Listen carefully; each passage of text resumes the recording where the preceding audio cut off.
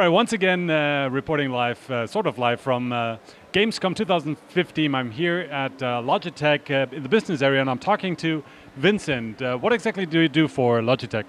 So I'm the director of the gaming group at Logitech, so for Logitech G. And I'm responsible for the product roadmap, the product portfolio, all the products that we bring to market.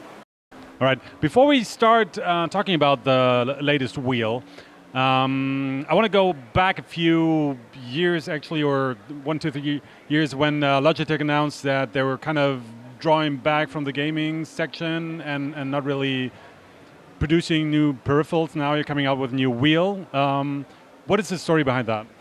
So I think that what you're referring to was that there was a press release that put out that said that we were going to focus on strategic opportunities, we're going to focus on our core, and identified in there was the legacy or the older consoles, right? So for example, we wouldn't make a new wheel as an example for the PlayStation 3 as an example, right? So that's what that was in reference to. It wasn't saying that we would never do another product if the next gen consoles came out, which they have, and as you know, we've done our G29 for PlayStation 4, and we've also done the first force feedback wheel that we've ever done for Xbox, the Xbox One, which is the G920. Exactly. Okay. You already mentioned the two new products. I see that over there, and Darren already had a review model at his studio. It looks very familiar and also has a name in it, Driving Force. And but tell us a little bit more about the insights and what it's really based on. So what we did with G29 Driving Force, right, is we've been working with Sony for a long time. We previously had the Driving Force GT, which was a Gran Turismo licensed wheel, and that was a very well accepted wheel on the market. And what we wanted to do was, we also had learnings from the G27, which is a PC wheel.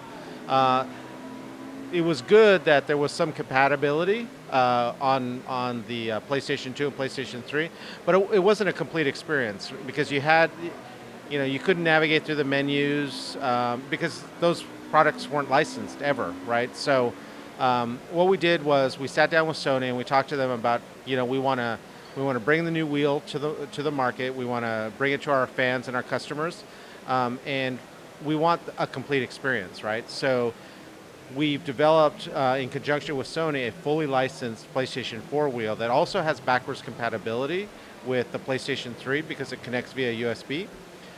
We've updated a number of the controls so that all of the controls are within reach as you're driving the wheel. And we've brought some of the heritage features that were on the Driving Force GT, which was the Gran Turismo license wheel, onto this wheel, like the real-time adjustment dial and things like that. So we put a lot of effort into making sure that it was a complete experience, not a broken experience like some of the previous wheels have been on PlayStation 4, and that was really our goal when we did this one. All right. Now that is more on the surface, going inside the wheel, the mechanics and everything. How does the new wheel, the G29, compare to the G27 or 25 and the old Driving Force? Yeah, so we had to update a number of the electronic components to make it so that it would be compatible and functional with the PlayStation 4 because, as with every generation, right, there's of console, there's a number of things that don't translate, right? I think back to going from PS2 to PS3, and my controllers on PS2 did not work with them, with PS3, right? So there's a number of technical upgrades within the context from an EE perspective to capture that experience that we're going for, right? That complete experience, so you can navigate through everything and you can use the wheel perfectly seamlessly with the PlayStation 4. So that was really our goal, and those are the updates that we went into. Okay. The package comes with the wheel and the pedal. There is no shifter included as with a G25 or G27. What's the reasoning behind that? So many of the cars today, right, only use the paddle shifters. There's some cars and there's some people, that love to use the stick shift. But the fact of the matter is that when we were looking at doing the product, we didn't want to burden the product or the user with the extra cost of that. So those people who love having the shifter can purchase it as an optional SKU, but most people are just going to purchase the core wheel, right? So the wheel itself and the pedals, the 3 pedal setup with the accelerator, the brake, and the clutch. Right. Darren already in the studio tried to hook up the old shifter from the G27 to the unit, and it kind of worked, but not really. So officially, it's not supported. What is the unofficial wording behind that? So one of the things about the G27 shifter is it has a bunch of buttons on it. And that is not very conducive to having a good gaming experience when your hands are on the wheel. It makes sense from a PC perspective because you can program all those to do whatever it is that you want, but you kind of have a very specific user experience and specific button layout and button mapping on the consoles, right? It's very well defined and people are very comfortable with the way that works. So what we've done is we've pulled those buttons on, and you can see them just on the front of the wheel now, right? It's the X button, the triangle, the circle, the square. All of that is on the wheel, all easily within reach. So that's kind of the reason behind it, right? Because when you're playing a console game, you don't use those buttons over there. You'd have to map them separately, or you'd have to figure out what they are. So again, it's for the better experience, right? It's the quality of the experience of the racing sim enthusiast that we're trying to complete. All right. You already mentioned cost as being one factor to leave out the shifter. Lots of comments from the YouTube video that Darren posted were about cost, and that was actually a little bit too high in the expectations of our viewers. What is your take on that?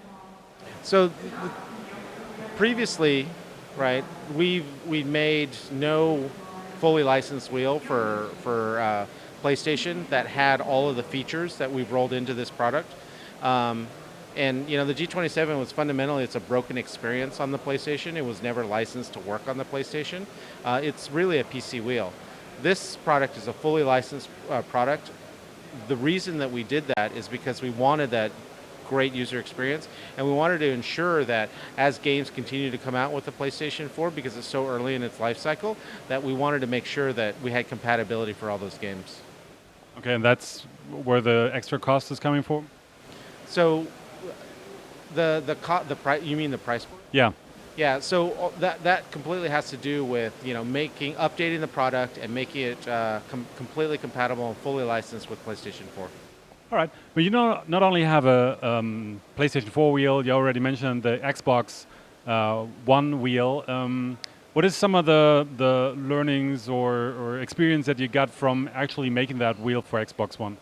So that was a really great experience working with Microsoft. So we'd never done a wheel for Microsoft before, a force feedback wheel for Microsoft, and working with those guys, they have a very well-defined user experience, what they're trying to achieve, right? So when we were working with them, it was great, right? When we've been working with the Forza Turn 10 guys, and I don't know if you've been to the Microsoft booth, but they have one of our wheels over there that's working on Forza 6 right now. So again, it's a great experience. It works today on, so obviously I get access to the wheel a little earlier than other people. It's working today great on some of the legacy titles like Forza Horizons 2, and it's working great on Project Cars. And I'm actually looking very, very much forward to the Forza 6 when that comes out later in the year. But it's been a really great experience, and the community itself has been asking ever since Xbox 360 for us to bring a wheel to the platform, and so we've finally been able to do that. Awesome. Now, lately, in the last couple of years, another big player has entered the wheel scene and has stirred it up a little bit with their products. What's your take on that? So competition is good, right? Because it's better for the users, all the fans of racing games and stuff like that. And that's basically our perspective, right? What we're trying to do is we're trying to make the best experience for the user, and competition continues to challenge us, right? So it challenges us to make a better product. And in the end, all of the fans of racing games are the ones that end up winning. Cool. One more question.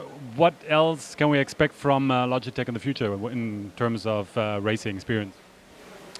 So I can't discuss anything that we haven't announced yet, but we're always looking for new opportunities, and anything that really brings the experience together or improves the experience, that's what we're looking for. Right, great. So we're looking also for the release of the latest wheel and whatever new products Logitech will bring us. Vincent, thank you very much for the interview.